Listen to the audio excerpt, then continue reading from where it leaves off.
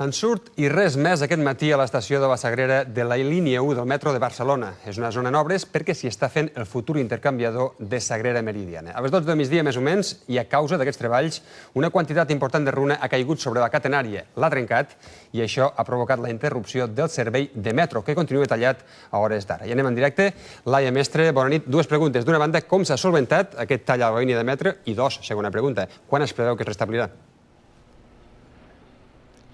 Hola, bona nit. El servei de metro entre les estacions del Clot i Fabra i Puig continua en aquests moments aturat, tot i que es preveu que aproximadament d'aquí a una hora més o menys els combois puguin tornar a circular. Durant tot el dia d'avui, mentre ha estat aturat, s'ha habilitat un servei d'autobusos substitutori que cobria aquests dos punts perquè la gent pogués cobrir aquest tram sense problemes. Durant aquesta tarda s'ha acostat, i encara ara molta gent s'acosta fins aquí, fins a l'estació de la Sagrera, per preguntar quan es restablirà aquest servei. I perquè això sigui el més ràpid possible, a hores d'ara encara continuen treballant per reparar la catenària. Els operaris treballaven a contrarrellotge per retirar la runa de la via, arreglar la catenària i poder reemprendre així el servei de la línia 1. L'incident s'ha produït a les obres que l'empresa pública Gisa fa a l'intercanviador de la Sagrera, que en el futur ha d'unir 4 línies de metro i una de rodalies.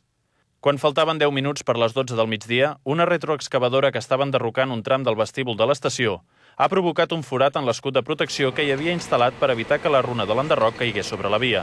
A l'obrir-se el forat, la runa acumulada sobre l'escut ha caigut a la via en sentit fondo, tot arrossegant 50 metres de catenària. Esto es un forjado, el forjado que se está utilizando durante toda la obra y que no ha habido ningún problema. De hecho, hoy era el último día, o quedaba un día o dos para terminar de demoler todo, y hasta ahora no ha habido ningún problema.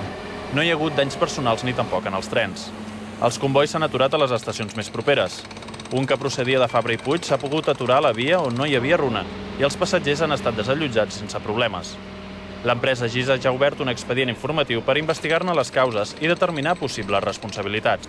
El servei a la línia 1 s'ha interromput entre les estacions de Fabra i Puig i el Clot. Transports Metropolitans ha habilitat autobusos llançadora que amb una freqüència d'entre 2 i 4 minuts cobrien el trajecte que no es podia fer en metro.